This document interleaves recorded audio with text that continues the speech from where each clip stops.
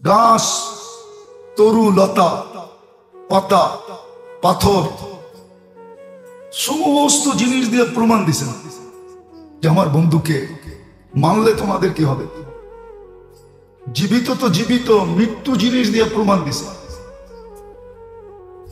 এক গ্রাম্য লোক মজমা দেখছে, মজমা লোকের সমাগম দেখে জিজ্ঞাসা করছে এখানে কি? নবী আখিরুজ্জামান আসছে, তুমি জানো না? বলছে আমি তো ওনাকেই তালাশ করতেছি। তো ওনার কাছে মরা গুই সাপ ছিল, তো নিয়ে আয়েশার সামনে বলতেছে শোনেন, আমার মন চায় আপনাকে হত্যা করি আর আমার মাবুদদের মন ঠান্ডা করি। আপনি কোন ঝামেলা আমাদের ভিতরে এইসব পাকায়া দিলেন? আমরা তো মূর্তির পূজারী। আপনি জুমা 8 দিন আইসেই এক গ্যাঞ্জাম পাকায়া দিলেন, নবী হয়ে আসছেন। ওমর রাদিয়াল্লাহু তাআলা শুনতে ছিল আর ফলতে ছিল, আর আল্লাহ রসুলের দিকে তাকাইতে ছিল যে ইশারা হয় কিনা, আমার তলোয়ার কাজে লাগে কিনা। আল্লাহ রসুল বুঝে ফেলছেন ওমর ফসতেছে, তো ইশারা থামায়া দিছে। তো বলছে শুনেন, এই মরা গুইসাপ যদি আপনাকে নবী বইলা মানে আমি মেনে নিব। আল্লাহ রসুল গুইসাপকে ইশারা করছে। আইয়ুহা দাব, আরবিতে গুইসাপকে বলে তপ, দব্বুল মানে গুইসাপ।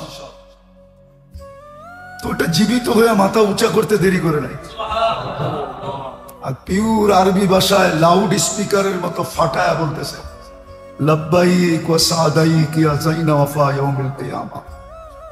ও দুজাহানের বাদশা, আপনার ইশারায় আমার ভাগ্য খুলে গেছে। এক গুইসাপের ভাগ্য যদি ইশারায় খুলতে পারে, আপনাকে আমাকে আদর্শ দিছিলেন, কতটুকু ভাগ্য খুলতো। আজকে একটা জিনিস চিন্তা করেন, ভাগ্য খুলবে তো দূরের কথা, আজকে মুসলমানের মতো এই দুনিয়ার পিঠে বিজাতীয় এটা মানে না যে এরকম না, ওরাও মানে যে মুসলমান আছে দেখাই আমরা আছি। হাদিসও এটা বলে মক্কা একসময় দুর্ভিক্ষ আসছে, তো 360-এর কাছে চাইতে চাইতে চাইতে চাইতে মক্কাবাসী বিরক্ত হয়ে গেছে, চামড়ার টুকরা পর্যন্ত উঠায়া ছাইরা খাইতে শুরু করছে, এমন দুর্ভিক্ষ। আল্লাহর রসুল কয়েকদিনের বাচ্চা, রাওয়ায়াতে 2 ধরনের আছে, কয়েকদিনের বাচ্চা। মক্কাবাসী বলছে চলো, আমরা চাইতে চাইতে তো ক্লান্ত হয়ে গেলাম, কিন্তু কিচ্ছু দেখা যায় না, কোনো প্রতিফল নাই, চলো আব্দুল মুত্তালিবের কাছে যাই।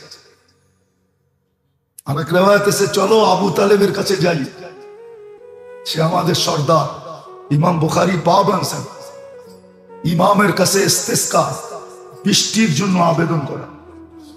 আবু তালেব তখন মক্কার সর্দার, আব্দুল মুত্তালিব মক্কার সর্দার।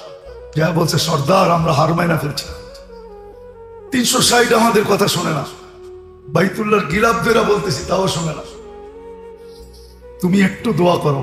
আব্দুল্লাহ জানতো চাবি আমার কাছে আছে, আব্দুল মুত্তালিব জানতো যে চাবি আমার কাছে আছে, আবু তালেব জানতো যে রত্ন আমার কাছে আছে। আল্লাহ রসুলকে চাদরে পেঁচা বাইতুল্লাহ যায়, বাইতুল্লাহর উপরে এরকম ধৈরা রেখা দোয়া করছেন, বৃষ্টি ঝুমঝুমায় চলে আসছে।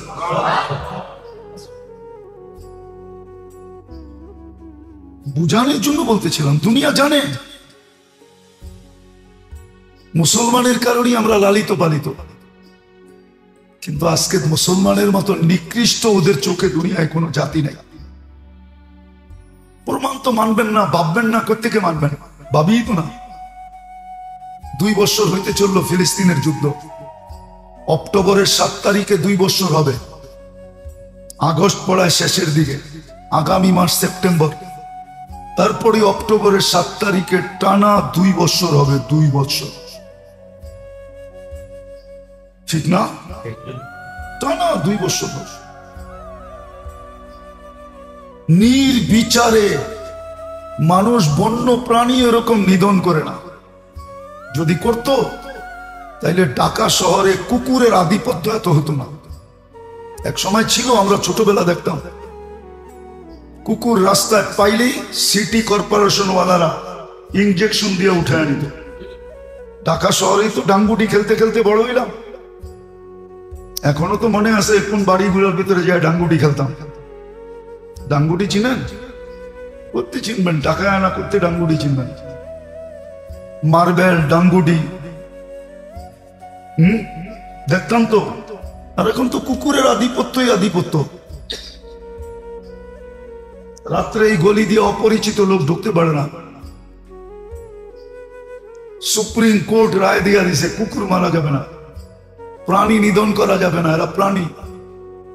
তাইলে প্রাণীবাদীরা এই কেস করছে, তোমরা এখন বিশ্ব আদালতে কেস করো না কেন যে ফিলিস্তিনে প্রাণী নিধন হইতেছে?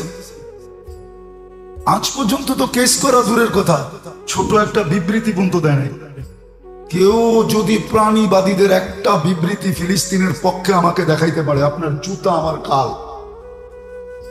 চ্যালেঞ্জ। আজ পর্যন্ত দেয় না। ইসরায়েলের বিরুদ্ধে ছোট একটা বিবৃতি দেয় নাই, নিন্দা দেয় নাই। ওরা জানে মুসলমান প্রাণী না, আগাছা।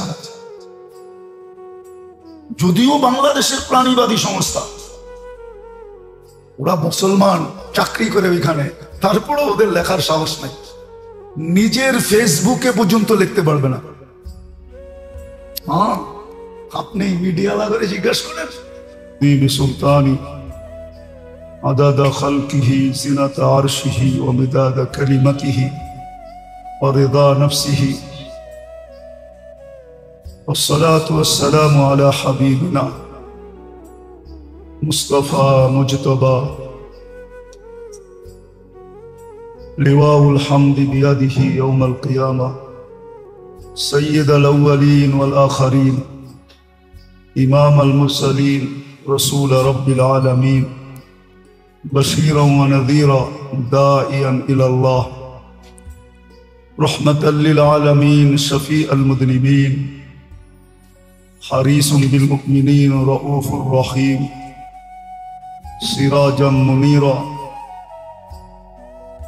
أما بعد فأعوذ بالله من الشيطان الرجيم بسم الله الرحمن الرحيم لقد كان لكم في رسول الله أسوة حسنة وقال جل جلاله وإن تطيعوه تهتدوا وقال جل جلاله من أطاع الرسول فقد أطاع الله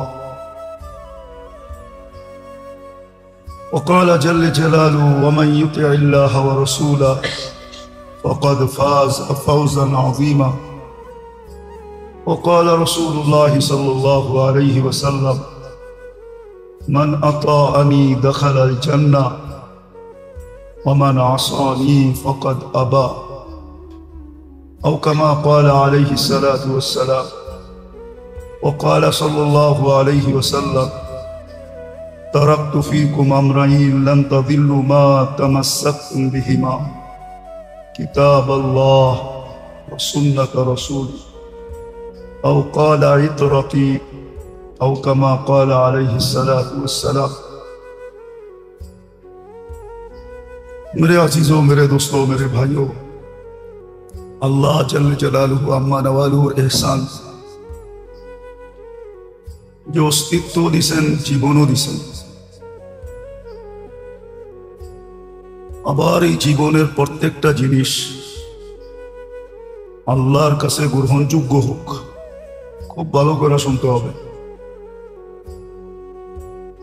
জীবনের প্রত্যেকটা জিনিস আল্লাহর কাছে গ্রহণযোগ্য হোক। প্রত্যেকটা জিনিসের বিনিময়ে 24 ঘন্টার প্রত্যেকটা নড়াচড়া থেকে নিয়ে সমস্ত কর্মের বিনিময় মিলুক। এক তো গ্রহণযোগ্য হোক, দ্বিতীয় বিনিময় মিলুক। আর জীবনের প্রত্যেকটা পর্ব, এমনকি নড়াচড়া থেকে নিয়ে ঘুম থেকে সজাগ, সজাগ থেকে ঘুম, পেশাব পায়খানা পর্যন্ত আল্লাহর কাছে গ্রহণযোগ্য হোক, বিনিময় মিলুক এবং আমার পক্ষে আসুক, বিরুদ্ধে না যায়। এই ব্যবস্থাপনাও করছেন, ওই পদ্ধতিও আল্লাহ দিয়া পাঠাইছেন, যেন মানুষের কোনো একটা মুহূর্ত মানুষের বিরুদ্ধে না যায়, সওয়াব ব্যতীত গুনাহ না মিলে। আর এটাও এহসান যে সওয়াবকেও একের বদলায় 10 গুণ থেকে নিয়ে বেগারে হিসাব পর্যন্ত পৌঁছায় দিয়েছে।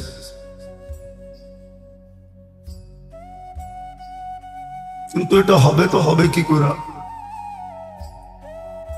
এই জন্য আল্লাহ জাল্লা জালালুহু আম্মা নওয়ালুহু এহসান এত বড়, শুকরিয়া যদিও আমরা আদায় করি না, 24 ঘন্টাও যদি করি, প্রত্যেক মুহূর্ত এবং শ্বাসে শ্বাসেও যদি করি, তারপরও কম হবে, পরিপূর্ণ হবে না। আর ওয়াদাও ছিল, শুকরিয়া আদায় করো, লাইন শাকারতুম লাযিদান্নাকুম, শুকরিয়া আদায় করলে আমরা বাড়াইতে থাকবো, নেয়ামতের ভিতরে বরকত পাবে। আজকে নেয়ামত আছে, অতীতের তুলনায় আজকে মানুষের কাছে নেয়ামত 100 গুণ না 1000 গুণ বেশি। যারাই আমরা বয়স্ক আছি একটু চিন্তা করি যে আমাদের বাপ চাচার কাছে কতটুকু ছিল, আজকে আমাদের কাছে যতটুকু আছে তার তুলনায় আমাদের বাপ চাচার কাছে কিছুই ছিল, নগণ্য ছিল, কোনো মতে জীবন চলছে, বড় কষ্টে দিন গেছে। কিন্তু নেয়ামত থাকলে কি হবে? বরকত নাই, বরকত নাই। বরকত না থাকার কারণ ছিল, জানি না মানবে কি মানবে না, মানবেন কি মানবেন না, আগে কম ছিল, তারপরও মা বাবা আমাদেরকে যতটুকু মানুষ করে তুলছে, আজকের মা বাবা কিন্তু সন্তানকে এতটুকু মানুষ করার আশা রাখে না। হয়তো শিক্ষা প্রতিষ্ঠান অনেক আছে, শিক্ষা প্রতিষ্ঠানের অভাব নাই, শিক্ষাও আছে, দীক্ষাও আছে, কিন্তু ছেলে সন্তান যতটুকু মানুষ আমাদের বাপদাদারা করছে সন্তানকে, পরিবেশের কারণে আপনি এতটুকু আপনার সন্তানকে মানুষ করার আশা রাখেন না। যদি হয়ে গেল মানুষ, তাহলে এটাকে মিরাকেল মনে করা হয়, যেটা অলৌকিক ভাবে হয়ে গেছে। কথাটা যদিও একটু ডিপলি, কিন্তু ভাইবা দেখেন, কারণ আজকে নেয়ামতে বরকত নেই, নেয়ামত আছে বরকত নেই, অতীতের তুলনায় 1000 গুণ বেশি, কিন্তু বরকত নাই। কারণ নেয়ামতের উপরে শুকরিয়া নাই। আগে মানুষ যতটুকু পাইতো শুকরিয়া আদায় করত, এটা আল্লাহর এহসান, দয়া, দক্ষিণা মনে করত। কিন্তু এখন মানুষ এটাকে দয়া দক্ষিণা মনে করে না, শুকরিয়া আদায় করে না। তো যার কারণে নেয়ামত আছে কিন্তু বরকত নেই। তো বরকত না থাকার কারণ শুকরিয়া নেই। তো যেটা বুঝাইতেছিলাম যে আল্লাহ আমাদেরকে অস্তিত্ব দিছেন, জীবনও দিছেন, প্রত্যেকটা জীবনের মুহূর্ত আমার পক্ষে যাক, সওয়াব মিলুক, আমার পক্ষে যাক, সওয়াব মিলুক। কোন পদ্ধতিতে আমি করব, এই পদ্ধতি শিখানোর জন্য, হাতে কলমে শিখানোর জন্য কোন মামুলি ব্যক্তিকে পাঠান নাই, কোন সাধারণ মানুষকে পাঠান নাই। রবিউল আউয়াল মাস চলতেছে, সৃষ্টির সর্দারকে পাঠায় দিছে, মুহাম্মদুর রাসূলুল্লাহ সাল্লাল্লাহু আলাইহি ওয়াসাল্লাম, সৃষ্টির সর্দার, ইমামুল আম্বিয়া, সমস্ত নবীদের ইমাম।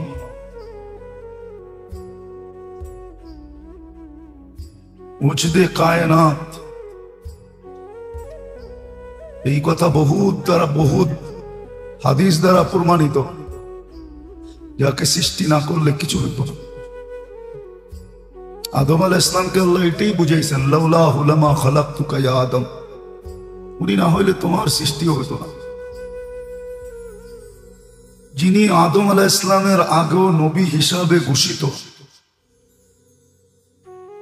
ঘোষণা যদিও বহুত আগের থেকে, আনা নবিয়্যুন ওয়াল আদমু বাইনাল মাই ওয়াত তিন, যার নবুয়তের ঘোষণা সৃষ্টি লগ্ন থেকে, বরং সৃষ্টির অস্তিত্বেরও আগে থেকে যার নবুয়তের ঘোষণা। কোরআন দ্বারা এটাই বোঝায়, ইন্নাকা লামিনাল মুরসালিন, উনাকে আমাদের ভিতরে পাঠাইছে আর গ্যারান্টি দিয়া পাঠাইছে। এমন না যে পাঠাইছেন গ্যারান্টি দেন নাই, পাঠাইছেন গ্যারান্টি দিছেন। যদিও প্রত্যেক নামাজে হেদায়েত চাওয়া হয়, ইহদিনাস সিরাতাল মুস্তাকিম খুব সুরেলু কণ্ঠে পড়া হয়, যদিও সবাই চাই, প্রত্যেক দোয়া এটাই চাওয়া হয়, হেদায়েত দিয়া দেন। কিন্তু হেদায়েত রাখা আছে কোথায়? ওই গ্যারান্টি দিয়ে পাঠাইছেন, ইন তুতিউহু তাহতাদু, হেদায়েত পাবে, কিন্তু বন্ধুর জীবনের ভিতরে পাবে, যাকে হাবিব ঘোষণা দিয়া পাঠাইছে, হাবিবুল্লাহ, খলিলুল্লাহ না, হাবিবুল্লাহ। হাবিবের অর্থই ভিন্ন। হাবিব বলাই হয় ওকে যার ইচ্ছার দিকে সদা সর্বদা তাকায় থাকা হয়, যে উনি কি চায়। আল্লাহ বন্ধুর ইচ্ছার দিকে, আল্লাহ বন্ধুর ইচ্ছাকে দেখেন, যে বন্ধু কি চায়। আল্লাহ কি চান এটা না, বন্ধু কি চায়। হাবিব বানায় যাকে পাঠাইছে, ওনাকে আমাদের জীবনের প্রত্যেকটা মুহূর্ত যেন কর্ম, বললাম না, ঘুম থেকে নিয়ে সজাগ পর্যন্ত, বাথরুম থেকে নিয়ে বেডরুম পর্যন্ত, প্রত্যেকটা নড়াচড়া পর্যন্ত, ক্ষুদ্র থেকে ক্ষুদ্র কাজ, প্রত্যেকটা জিনিস যেন আমাদের পক্ষে যায়, বিরুদ্ধে না যায়, সওয়াবের কারণ হয়। ছোট ছোট সওয়াবও না, বড় বড় সওয়াব। উদাহরণ দিলে বোঝা যাবে, ছোট সওয়াব না, বড় সওয়াব। এই সওয়াবের সামনে পাহাড়ও হার মানে, এরকম সওয়াবের কারণ হয়। মানুষের সুখ শান্তি যারা আদর্শের ভিতরে ঘোড়া পাঠাইছে, সুখ তো চায়, কিন্তু কি দ্বারা মিলবে এটা জানে না। শান্তি তো চায়, কি দ্বারা মিলবে এটা জানে না। মোহব্বত তো চায়, কিন্তু কি দ্বারা মিলবে এটা জানে না। মোহব্বত তালাশ করে সবাই, সবাই মোহব্বতের লালায়িত। যুবক বলেন, যুবতী বলেন, বৃদ্ধ বলেন, নারী বলেন, পুরুষ বলেন, সবাই মোহব্বতের লালায়িত, মোহব্বতের ভিখারি। মোহব্বত চায়, কিন্তু মিলবে কোথায়, কিভাবে মিলবে এটা জানে না। মনে করে তাবিজ দিয়ে মোহব্বত মিলবে। তাবিজের মোহব্বত কতক্ষণ, তাবিজের আসরই কতক্ষণ থাকে, কিন্তু কোনটা দিয়ে মিলবে এটা জানে না। জোর চায়, মিল চায়, কিন্তু মিলবে কোথায় এটা জানে না। এই জীবনটা সুখ দিয়া ভরা হোক, সবাই চায়। জীবনে তৃপ্তি হোক, জীবনে স্বাদ হোক, মজা হোক, সবাই চায়, কিন্তু মিলবে কিভাবে এটা জানে না। এই জন্যই আল্লাহ মুহাম্মদুর রাসূলুল্লাহকে পাঠাইছিলেন।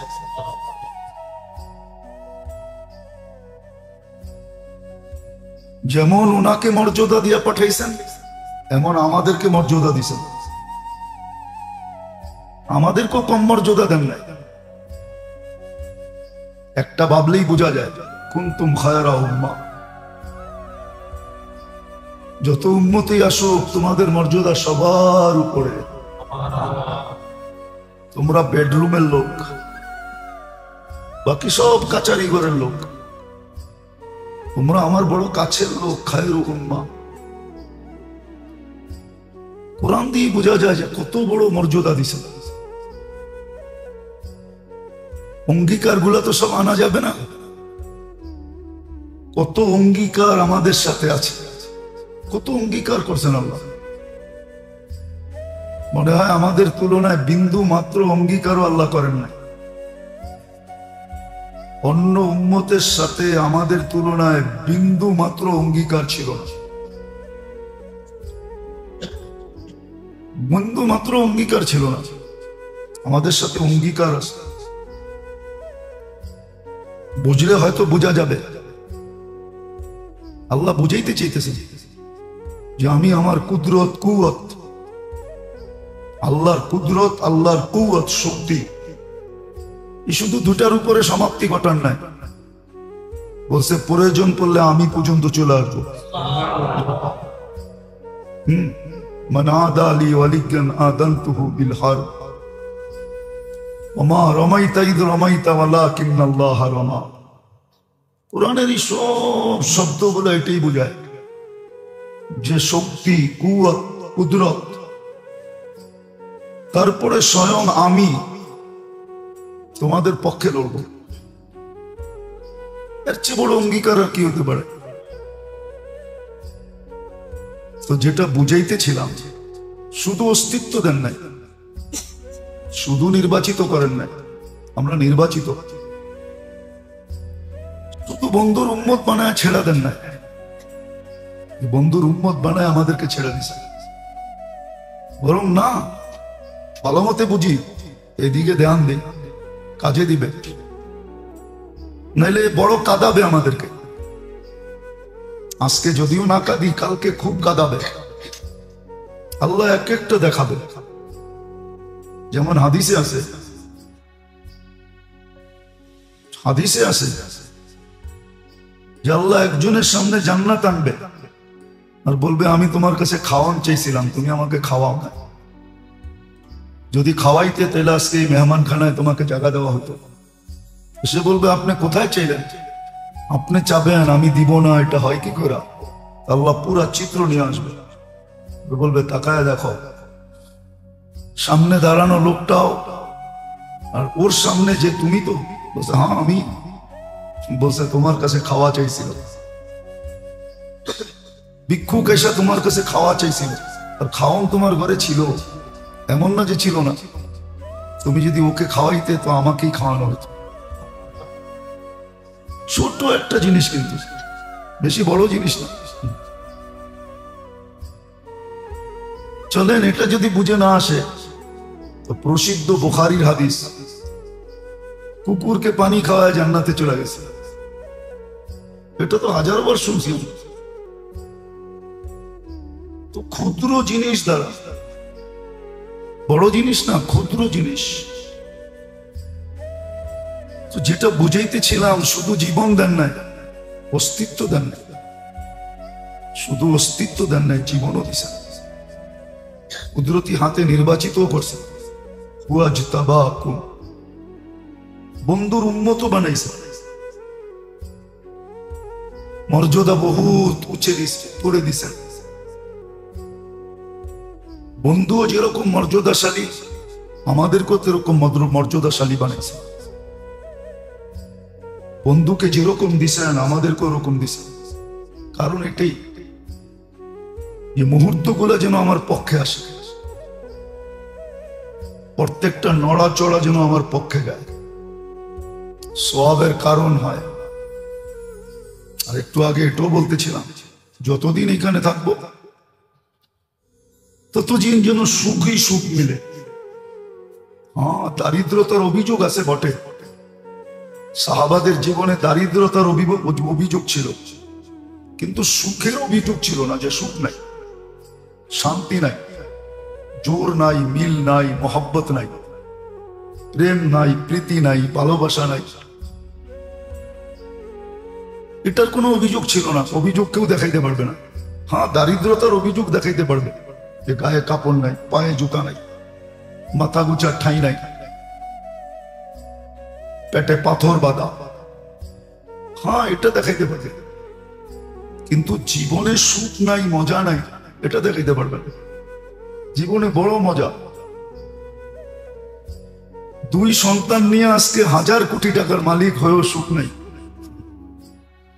ওইখানে 99 জন সন্তান নিয়েও সুখী। উঠান আপনি কিতাব, দেখেন ইতিহাস। আজকে তো 2-4 জন নিয়েই আমরা পরেশান। 1000 কোটি টাকার মালিক, লক্ষ কোটি টাকার মালিক, কিন্তু সন্তান নিয়ে সুখ নাই। আমরা জানি, শুধু আমরা জানি না, দুনিয়াও জানে সন্তান নিয়ে সুখে নেই। হ্যাঁ, বড় ঠাট দেখা যায়, বাট দেখা যায়, কিন্তু সন্তান মা বাবার চাকরের মতো মনে করে না, চাকরের চেয়েও নিচে মনে করে। আমরা চিনি, আমরা জানি ওয়েদারের ভিতরে আর ঘ্রাণ আছে, কিন্তু ওনারা 99 জন সন্তান নিয়ে সুখী।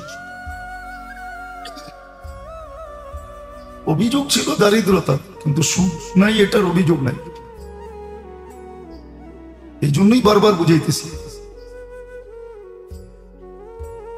মুহাম্মদুর রাসূলুল্লাহ আসা, দুনিয়াতে আবির্ভাব হওয়া,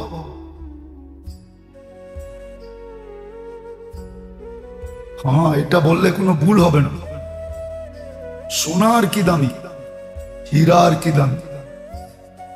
সোনো মানুষ কাগজ দিয়া কিনে, হীরাও মানুষ কাগজ দিয়া কিনে। দুনিয়ার যত দামি পদার্থ হোক, মানুষ কাগজের বিনিময় কিনে। মুহাম্মদুর রাসূলুল্লাহ তো আমাদেরকে ওই সোনা বানানোর জন্য আসছেন, যেটা আল্লাহ অঙ্গীকার করতেছে, আমি জান্নাত দিয়ে কিনবো, জান্নাত।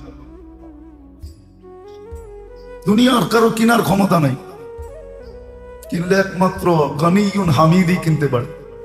আর আল্লাহই বলছে আমি কিনবো, টেন্ডার আল্লাহই শো করছে, আমি কিনবো তোমাকে। কি দিয়া? চিরদিনের জান্নাত দিয়া কিনবো, চিরদিনের জীবন দিয়া কিনবো, চিরদিনের যৌবন দিয়া কিনবো, চিরদিনের সুস্থতা দিয়া কিনবো, চিরদিনের নেয়ামত দিয়া কিনবো। বাড়বে, কমবে না। ওই মানুষ বানানোর জন্য আসছিলেন, এত বড় মর্যাদাশালী,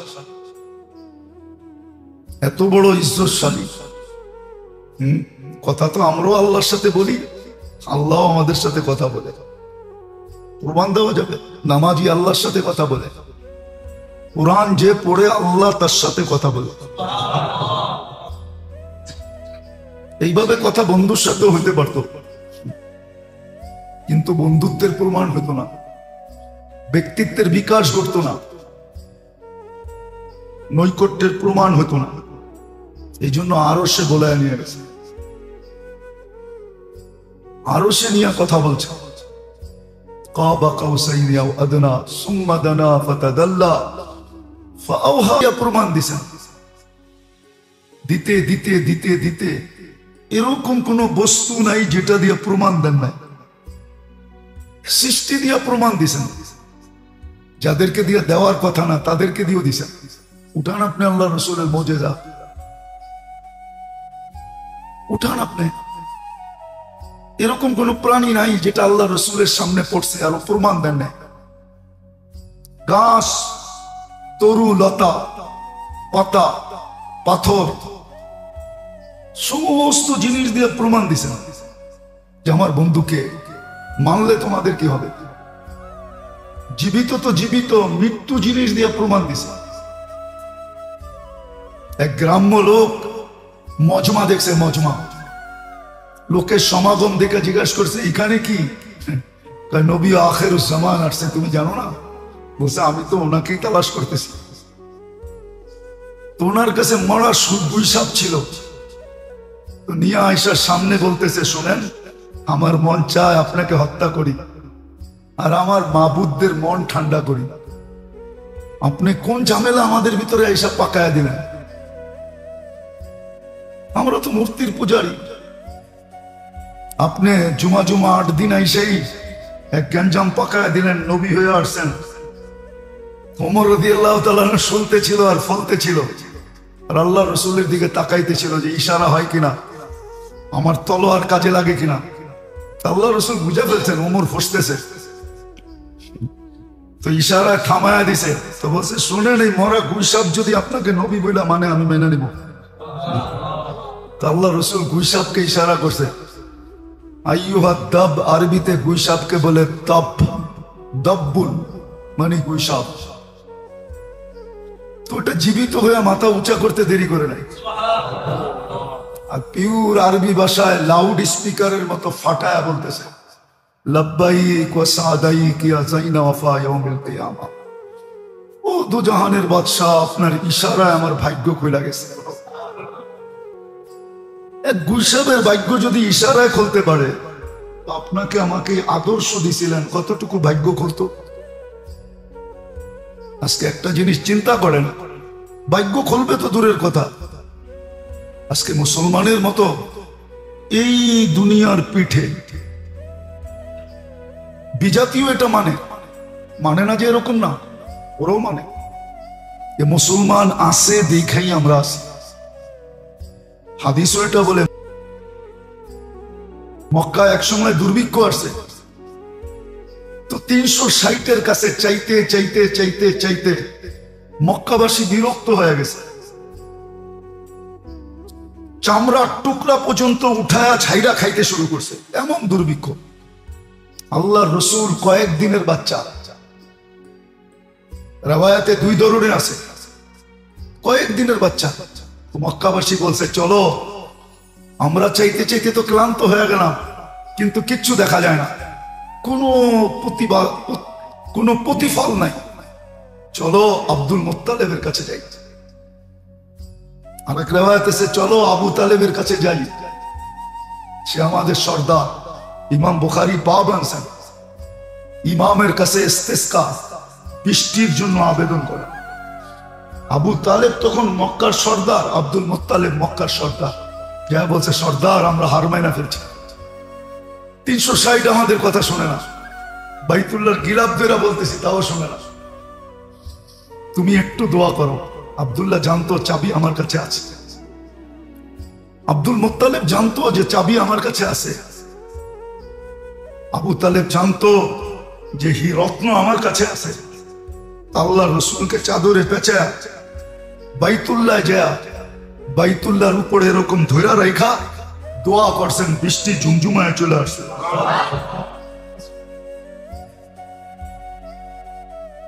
বুঝানোর জন্য বলতেছিলাম, দুনিয়া জানে মুসলমানের কারণে আমরা লালিত পালিত, কিন্তু আজকে মুসলমানের মতো নিকৃষ্ট ওদের চোখে দুনিয়ায় কোনো জাতি নাই। প্রমাণ তো মানবেন না, ভাববেন না, কোত্থেকে মানবেন, ভাবিই তো না। 2 বছর হইতে চললো ফিলিস্তিনের যুদ্ধ, অক্টোবরের 7 তারিখে 2 বছর হবে, আগস্ট পড়ায় শেষের দিকে, আগামী মাস সেপ্টেম্বর, তারপরে অক্টোবরের 7 তারিখে টানা 2 বছর হবে, 2 বছর,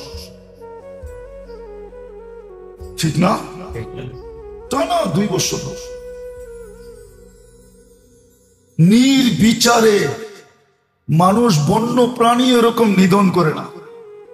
যদি করত তাইলে ঢাকা শহরে কুকুরের আধিপত্য এত হতো না। এক সময় ছিল, আমরা ছোটবেলা দেখতাম, কুকুর রাস্তায় পাইলেই সিটি কর্পোরেশন ওয়ালারা ইনজেকশন দিয়ে উঠে আনিত। ঢাকা শহরেই তো ডাঙ্গুটি খেলতে খেলতে বড় হইলাম, এখনো তো মনে আছে কোন বাড়িগুলোর ভিতরে যায় ডাঙ্গুটি খেলতাম। ডাঙ্গুটি চিনেন? করতে চিনবেন, টাকা আনা করতে ডাঙ্গুটি চিনবেন, মার্বেল ডাঙ্গুটি দেখতাম তো। আর এখন তো কুকুরের আধিপত্যই আধিপত্য। রাত্রে এই গলি দিয়ে অপরিচিত লোক ঢুকতে পারে না। সুপ্রিম কোর্ট রায় দিয়া দিছে, কুকুর মারা যাবে না, প্রাণী নিধন করা যাবে না, এরা প্রাণী। তাইলে প্রাণীবাদীরা এই কেস করছে, তোমরা এখন বিশ্ব আদালতে কেস করো না কেন যে ফিলিস্তিনে প্রাণী নিধন হইতেছে? আজ পর্যন্ত তো কেস করা দূরের কথা, ছোট একটা বিবৃতি পর্যন্ত দেয় নাই।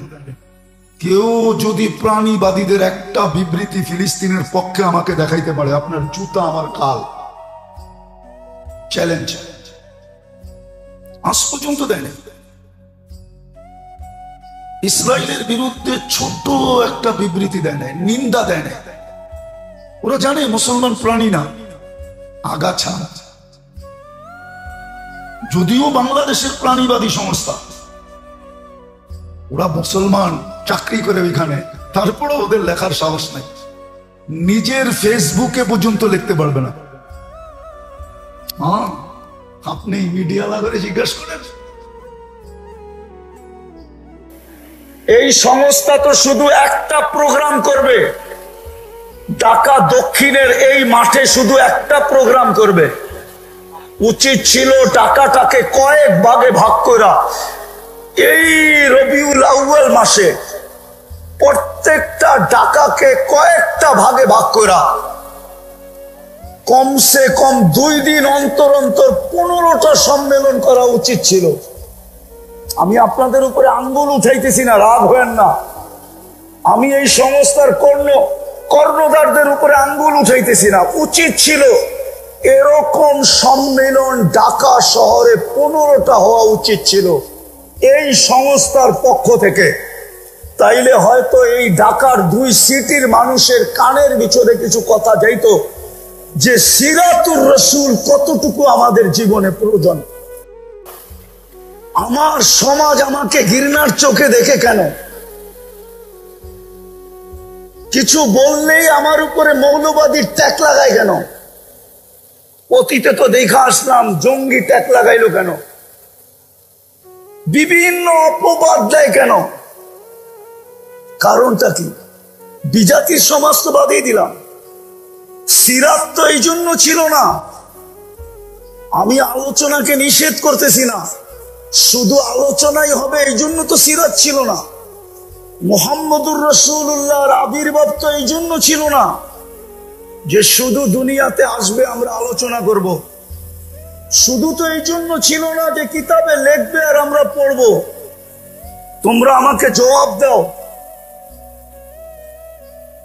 যারা আসবে ওরা তোমাদেরকে বড় গরম গরম শোনাবে। আমি জানি আমি ঠান্ডা হুজুর, আমি গরমে বিশ্বাসী না। আমি সবসময় থাকি এসির ভিতরে, এই জন্য আমি ঠান্ডাই থাকি। আলহামদুলিল্লাহ, সুম্মা আলহামদুলিল্লাহ।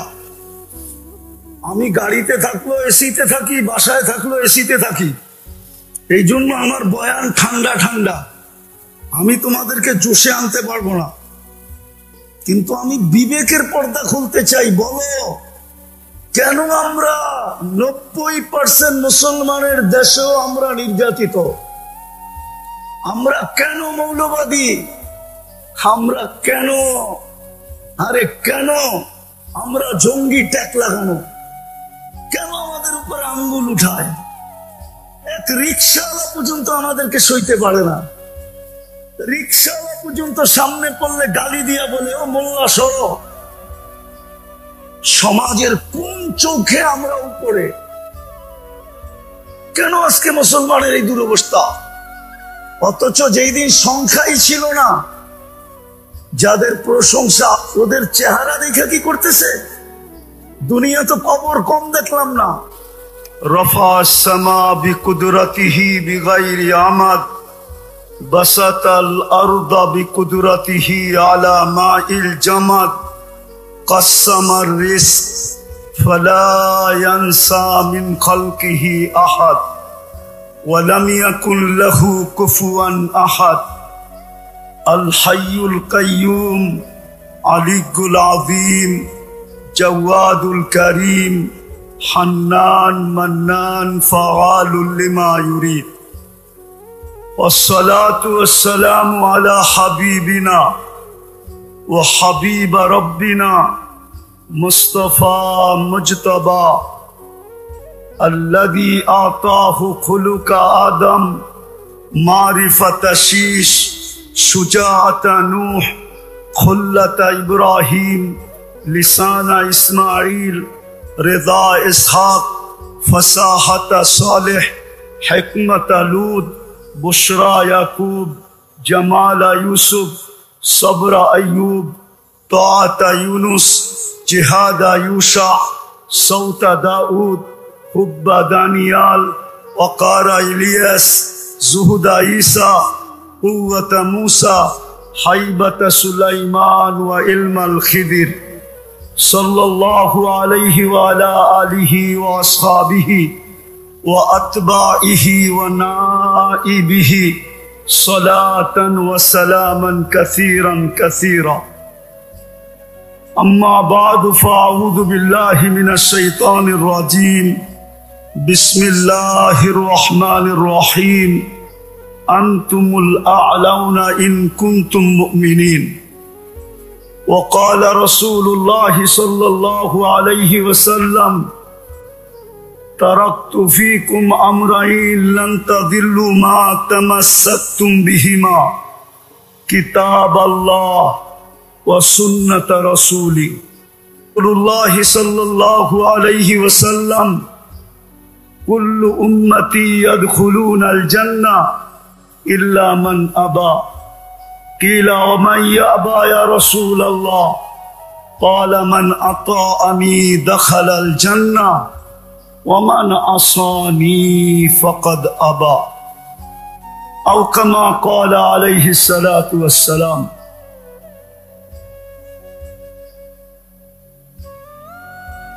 ওয়াজ নসিহত এটা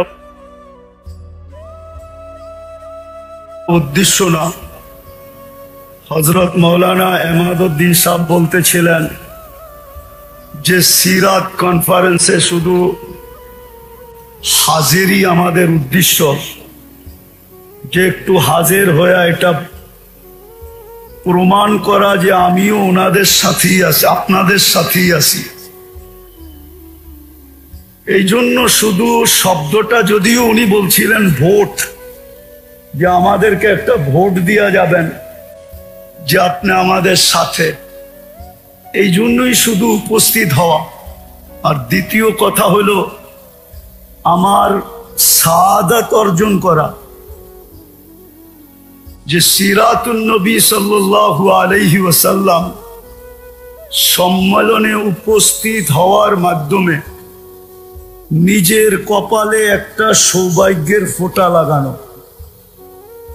ওয়াজ নসিহত তো যত বক্তার নাম আছে, ইনশাআল্লাহ এই অবেলা আর কি করবে, ওনারা বেলায় আসবে, সময় মতো আসবে আর আপনাদেরকে মন ভরা শোনাবে। কিন্তু আমি একটা ছোট প্রশ্ন রাখবো, দেখি এই অবেলা প্রশ্নটা কারো দিলে লাগে কিনা। আজকে 250 কোটি মুসলমান থাকা সত্ত্বেও, মুসলমানের 60টা দেশ থাকা সত্ত্বেও, যখন মুসলমানের কোনো দেশ ছিল না, সংখ্যায় দেখা গেছে মুসলমান বড়ই নগণ্য ছিল। আজকে 250 কোটি মুসলমান।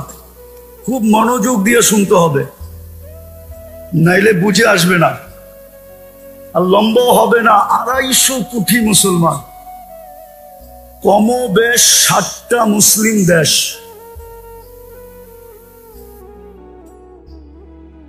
একটা না, দুটা না, আর কোন ক্ষুদ্র দেশও না, জনবহুল 60টা মুসলিম দেশ। দুনিয়ার সবচেয়ে বড় টাকা মুসলমানের কাছে। 4টা দেশ এরকম দুনিয়াতে আছে যাদের চেয়ে বড় টাকা দুনিয়াতে কারো কাছে নাই, কারেন্সি। একটা হলো কুয়েত, আরেকটা হলো বাহরাইন, আরেকটা হলো ওমান, আরেকটা হলো ব্রুনাই। মুসলমান ব্যতীত দুনিয়ার কেউ দেখাইতে পারবে না যে যাদের গাড়ি 24 ক্যারেট সোনা দ্বারা মোড়ানো। শুধু মুসলিম দেশ দেখাইতে পারবে যে যাদের গাড়ি 24 ক্যারেট সোনা দ্বারা মোড়ানো। দুবাইয়ের যুবরাজের একাধিক গাড়ি 24 ক্যারেট সোনা দ্বারা মোড়ানো।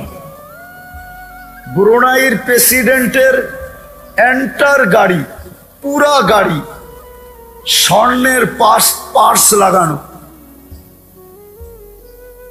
দুনিয়ার অর্থনীতি যদি তালাশ করা হয়, সম্পদ যাকে বলে 70% মুসলমানের কাছে। এত সংখ্যা, এত দেশ, এত টাকা পয়সা থাকা সত্ত্বেও আজকে মুসলমানের মতো ঘৃণিত দুনিয়ায় কোনো জাতি নেই, দীক্ষিত কোনো জাতি নেই, লাঞ্ছিত কোনো জাতি নেই, বঞ্চিত কোনো জাতি নেই। একটা উদাহরণ যদি দেই ছোট, জানি না বুঝে আসবে কিনা। আজকে এতগুলা কুকুর না, ঢাকা শহরের কুকুর প্রত্যেক গলির মানুষ নিধন করা শুরু করুক, কালকে সকালে দেখবেন ঢাকা শহরের মেইন পয়েন্টে প্রাণীবাদীরা কিভাবে স্লোগান দেয়, আর কিভাবে সমাগম করে, আর কিভাবে সুপ্রিম কোর্টের রায় এইখানের মানুষের হাতে হাতে বিলীন করে। বাংলাদেশের সুপ্রিম কোর্টের রায় হইল কোন কুকুরকে অতীতের মতো ইনজেকশন দিয়ে নিধন করা যাবে না। এই রিট প্রাণীবাদীরা করছে, আর ওরা জিতা গেছে। শুধু বাংলাদেশে না, সারা দুনিয়াতে জিতা গেছে। কিন্তু আজকে 2 বছর হইতে চলল, আমি বিবেকের পর্দা খুলতে চাইতেছি আমার ছাত্রদের। 2 বছর হইতে চলল, অক্টোবরের 7 তারিখে 2 বছর হবে। 65,000-এর বেশি, এটা তো সরকারি রিপোর্ট, 65,000, লক্ষাধিকের বেশি মানুষ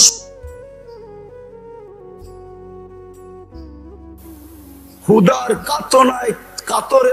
ক্ষুধার তাড়নায় 30 লক্ষ মানুষ ডেলি হাহাকার করতেছে। হাজার হাজার পণ্যবাহী ট্রাক দাঁড়ায় আছে। একটা ট্রাক তো দূরের কথা, একটা খাদ্যের প্যাকেট পর্যন্ত ঢুকতে দিতেছে না।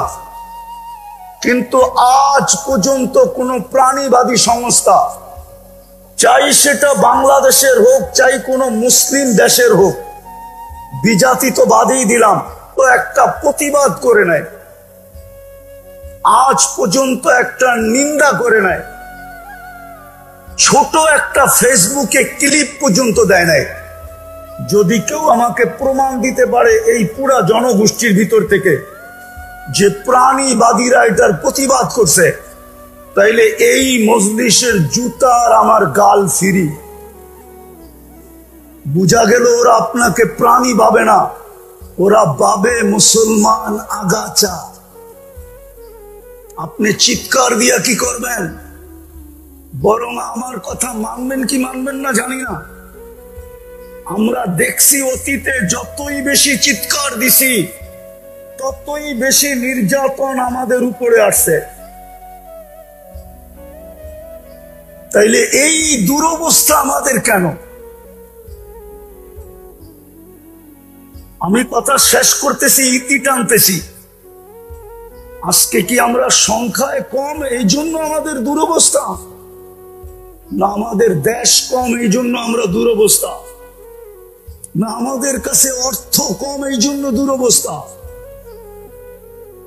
দুনিয়ার কেউ দেখাইতে পারবে না মুসলমানের চেয়ে দামি জিনিস দুনিয়াতে কেউ ব্যবহার করে না।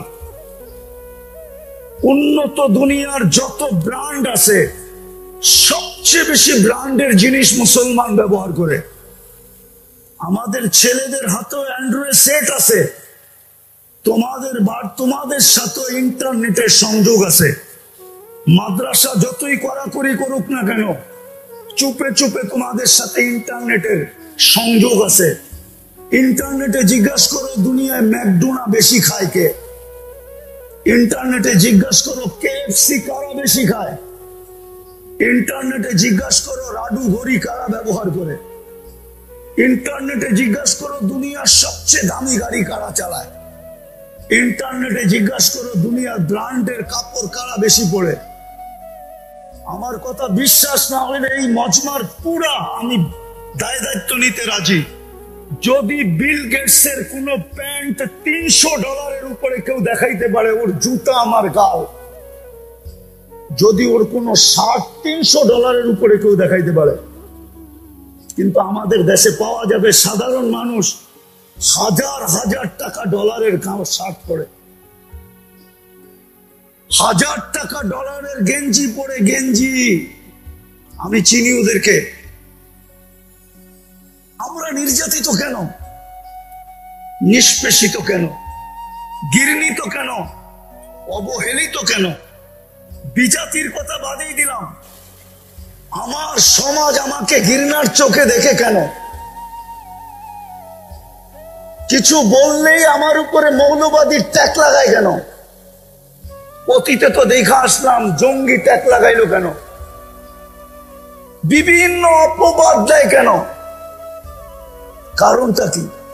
বিজাতির সমাজ তো বাদেই দিলাম, সিরাত তো এই জন্য ছিল না।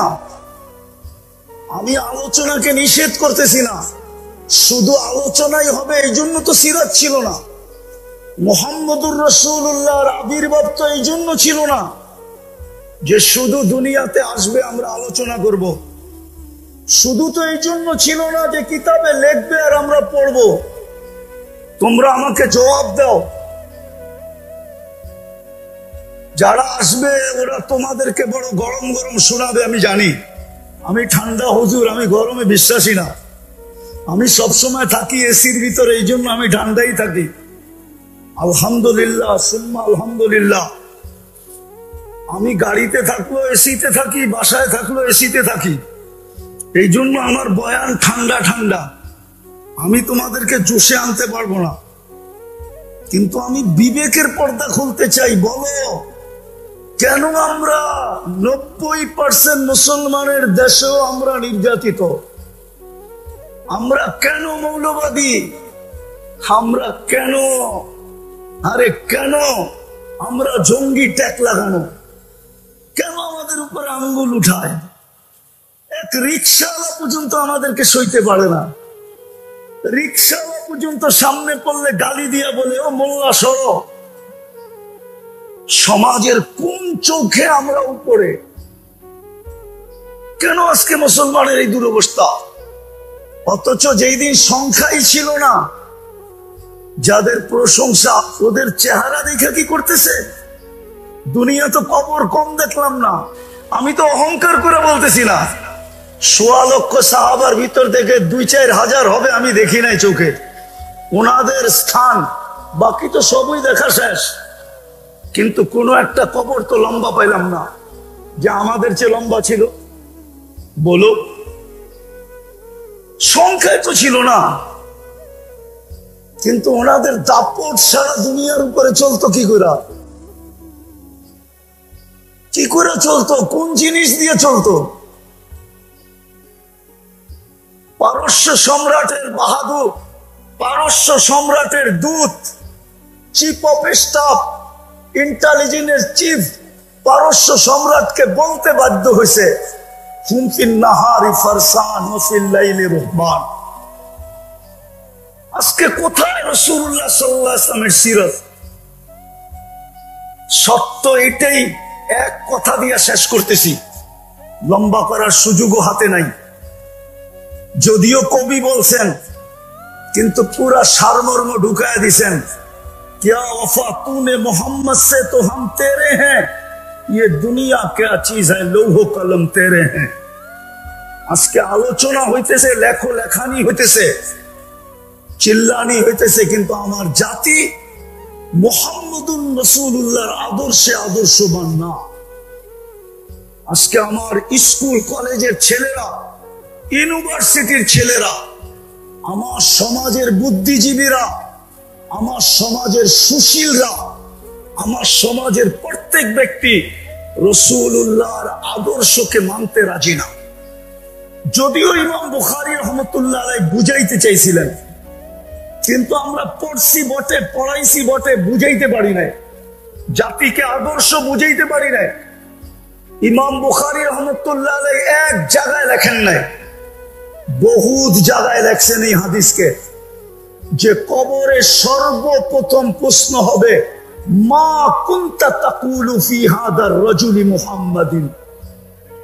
কিতাবুল জানায়েজ এই হাদিস আছে, এক জায়গায় নাই 10 জায়গায় আছে। আমার মনে হয় ইমাম বুখারী কয়েলি অ্যাকচুয়ালের যে কবরে প্রমাণ করতে হবে মুহাম্মদুর রাসূলুল্লাহর আদর্শে কতটুকু আদর্শবান ছিল। এটা যে প্রমাণ করবে তার বাকি 2 প্রশ্নের প্রমাণ হয়ে যাবে। যদি এটা প্রমাণ না করতে পারে, উঠান বুখারী। আমার পিছেও যারা আছে এরা হয়তো কেউ কেউ বুখারী পড়ায়, শাইখুল হাদিস এখানে হবে। ইমাম বুখারী রাহমাতুল্লাহ আলাইহি প্রশ্ন উঠাইছেন যে কবরে প্রথম মুর্দাকে দাফন করার পরে যখন আত্মীয় স্বজন ফিরতে শুরু করে, তো মুর্দা নাকি এদের ফিরা যাওয়ার জুতার আওয়াজ পায়। তখনই 2 ফেরেশতা আসে আর আয়েশা জিজ্ঞাসা করে, মা কুনতা তাকুলু ফি হাদার রাজুলি মুহাম্মাদিন। আজকে আমরা আলোচনায় পটু, লেখাতেও পটু। উচিত ছিল, উচিত এই সংস্থা তো শুধু একটা প্রোগ্রাম করবে, ঢাকা দক্ষিণের এই মাঠে শুধু একটা প্রোগ্রাম করবে। উচিত ছিল টাকাটাকে কয়েক ভাগে ভাগ করা। এই রবিউল আউয়াল মাসে প্রত্যেকটা ঢাকাকে কয়েকটা ভাগে ভাগ করা, কমসে কম 2 দিন অন্তর অন্তর 15টা সম্মেলন করা উচিত ছিল। আমি আপনাদের উপরে আঙ্গুল উঠাইতেছি না, রাগ হবেন না। আমি এই সংস্থার কর্ণধারদের উপরে আঙ্গুল উঠাইতেছি না। উচিত ছিল এরকম সম্মেলন ঢাকা শহরে 15টা হওয়া উচিত ছিল এই সংস্থার পক্ষ থেকে। তাইলে হয়তো এই ঢাকার 2 সিটির মানুষের কানের ভিতরে কিছু কথা যাইতো যে সিরাতুর রাসূল কতটুকু আমাদের জীবনে প্রয়োজন। আজকে প্রয়োজনীয়তা আমাদের জীবনে নাই, আমাদের কাছে নাই। না দুনিয়াতে আমরা প্রয়োজনীয়তা মনে করি, না আমরা আখেরাতে প্রয়োজনীয়তা মনে করি।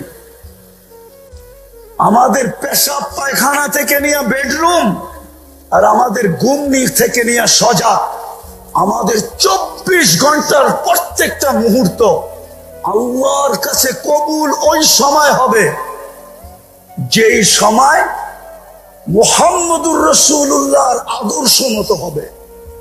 নাইলে যুবকের যৌবন বেকার যাবে, নারীর নারীত্ব বেকার যাবে, পুরুষের পুরুষত্ব বেকার যাবে। পুরা জাতি যাদেরকে আল্লাহ নিজে নির্বাচিত করে উম্মতে মুহাম্মদী বানাইছেন, আমরা সদিচ্ছার উম্মতে মুহাম্মদী হই নাই, আমরা তো আল্লাহর নির্বাচনের মাধ্যমে হইছি। হুয়া জতাবাকুম, কোরআন বলে তোমরা নির্বাচিত। আমরা নির্বাচিত মাধ্যমে উম্মতে মুহাম্মদী হইছি। নাইলে তো মুসা আলাইহিস সালাম হইতেন, নাইলে দানিয়াল আলাইহিস সালামকে চোখের পানি ঝরা বারওয়ায়েতে বাদায়া ওয়া নেহায়া এতটুকু মঞ্জুর করাইতে হতো না যে আমার লাশ যেন সুরক্ষিত রাখা হয়, উম্মতে মুহাম্মদীর হাতে যেন আমার দাফন আর কাফন করা হয়। এতটুকু উনি মঞ্জুর করাইতেন না। উনি জানতেন উম্মতে মুহাম্মদী কি জিনিস। নবীরা জানতেন মাসালুহুম ফিত তাওরাত ওয়াল ইনজিল, তাওরাত ওয়ালারা জানতেন উম্মতে মুহাম্মদী জিনিসটা কি, জবুর ওয়ালারা জানতেন উম্মতে মুহাম্মদী জিনিসটা কি।